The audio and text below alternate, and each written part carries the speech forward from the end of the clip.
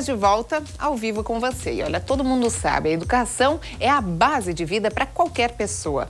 E é durante a infância que a personalidade e o caráter são modelados. Assim, claro, como o conhecimento de valores, enfim, o mundo que o valor nos dá, né? Dá para imaginar o peso da escola nesse processo? Mas afinal, como escolher uma boa instituição para matricular o seu filho? O que deve ser levado em conta?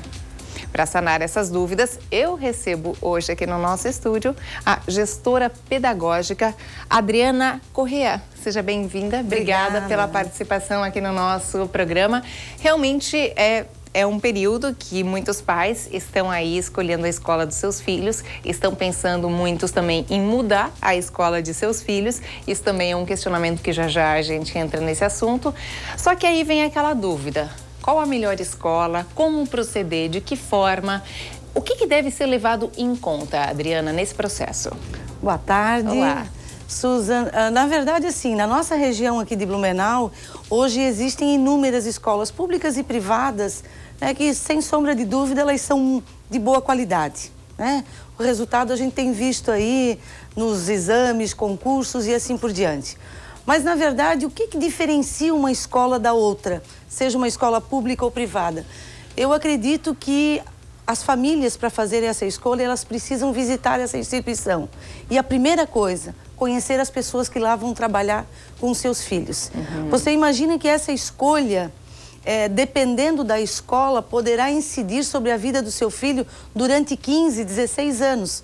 Ou seja, da educação infantil ao ensino médio. Então, é muito chão pela estrada. Certo? Então, na verdade, a gente sugere que as famílias conheçam do porteiro ao diretor. Ótimo. Do porteiro ao diretor. Que conversem com a coordenação pedagógica e sintam nessas pessoas se realmente elas têm firmeza, se elas têm estofo teórico, né, para falar sobre a proposta pedagógica da instituição. Que elas conheçam os ambientes de aprendizagem, aqui tratados não somente como a sala de aula ou a sala de referência, como nós chamamos para a educação infantil, mas que conheçam o espaço da biblioteca. Se essa escola, por exemplo, tem laboratórios, seja de informática ou laboratórios móveis, né? Que hoje muitas instituições já trabalham com tablets, né? Que conheçam, na verdade, a estrutura física da educação física, como são trabalhadas as aulas de educação física, mas não só isso, não só essa estrutura física, mas é importante, sem dúvida, fazer algumas perguntas à coordenação pedagógica dessa instituição. Então, assim, ó, tipo, nada que fique somente no papel, porque muitas vezes os pais vão lá e pegam papéis, né, de várias escolas. Ah, aqui oferece tal escola, oferece isso, isso e aquilo. Outra escola oferece isso, isso e aquilo. E aí, fica pai e mãe ali, vamos decidir entre qual. Não, o contato é bastante importante. Volta ainda aqueles tempos anteriores, nada de ficar somente na tecnologia. O contato ainda é fundamental, até porque o filho vai ter aquele contato. Então, na educação nós acreditamos muito no processo de mediação social, né, das interações. Né? Cada criança que lá for estudar, né, independente da instituição que a família optar ou escolher, sem sombra de dúvida vai repassar através daquilo que nós chamamos de currículo oculto, valores, concepções de vida, né, visões de mundo. Então é importante conhecer essas pessoas que irão trabalhar e atuar e também fazer esse trabalho com seus filhos para que lhes garanta de fato o desenvolvimento integral, para que ele possa ser um cidadão de fato pleno. Isso é muito importante a gente deixar claro. E como ela deixou bem salientado aqui, do porteiro até a orientadora, todos, né? Cada um, professor, saber também qual é o método. Isso é outra coisa interessante, porque assim, às vezes a família tem um valor, a escola não tem exatamente o mesmo valor da família. Isso é um outro detalhe importante a ser observado. Sem dúvida, os valores e princípios, aqueles que nós defendemos e que a própria família, eu quero acreditar que também defenda, né? Porque no fundo, que os pais desejam para os seus filhos que eles sejam cidadãos de bem e que eles sejam pessoas felizes. Então é imprescindível que no processo pedagógico, os pais nessa entrevista na escola, eles percebam quais os valores que essa escola defende. Será que é só conteúdos? Só os conteúdos científicos e tecnológicos? Ou por detrás existem projetos curriculares, projetos extracurriculares, como voluntariado, né, projetos de liderança, por exemplo, para os estudantes. Importante? É de suma importância que os pais percebam que através dos projetos e programas que a escola oferece, você percebe, a família consegue perceber o que está por detrás desses projetos, que sem sombra de dúvida são os valores que a escola vai defender e que a própria família, eu acho que também quer para esse seu E que tem que bater filho. com o valor e com o princípio que a família está educando. Sem sombra de dúvida. É claro que a gente fala dos valores aqui, mas existem outros elementos importantes na escolha dessa família, como a língua estrangeira. Quantas línguas estrangeiras essa escola oferece e a partir de que etapa de ensino? Porque quanto antes, mais fácil aprender, né? Desde a educação infantil, não? Então, quantas línguas são ofertadas naquela instituição? Como é trabalhada a questão dos esportes, para além do componente curricular, por exemplo, para a educação física? São ofertadas atividades esportivas para o desenvolvimento integral desse sujeito? Como são as atividades de arte e de cultura para ampliar o repertório cultural dessa criança e desse adolescente? Essa escola tem programado viagens pedagógicas ou viagens de estudo, né, para que de fato a criança possa e o adolescente possa conhecer outros roteiros, né, junto dos seus professores. Quando fala viagem, gente, não precisa ser viagem longe, tá? Viagem perto. Às vezes, aqui do lado, cidades vizinhas são de fundamental importância, ou mesmo na própria cidade, na própria região. Enfim, é importantíssimo realmente para a criança saber um pouquinho mais e conhecer um pouquinho mais da cultura local. Sem dúvida. E outro ponto importante, já que eu destaquei a questão das pessoas, é importante que as famílias perguntem quem são as pessoas que lá trabalham. Os professores, todos deverão ter licenciatura plena, no mínimo, né? Todos têm formação. Não importa se é escola pública, estadual, particular. Privada, não existe. A Lei de Diretrizes e Bases da Educação exige a formação desde a educação infantil. Né? O professor que atua em sala de aula precisa ter, no mínimo, a licenciatura. Isso é um ponto fundamental. E outra pergunta importante em relação aos professores é se a instituição tem uma política de formação continuada. Quantas horas são ofertadas? É exigido do professor que ele participe dessas formações? De que maneira acontece essa formação ao longo do ano?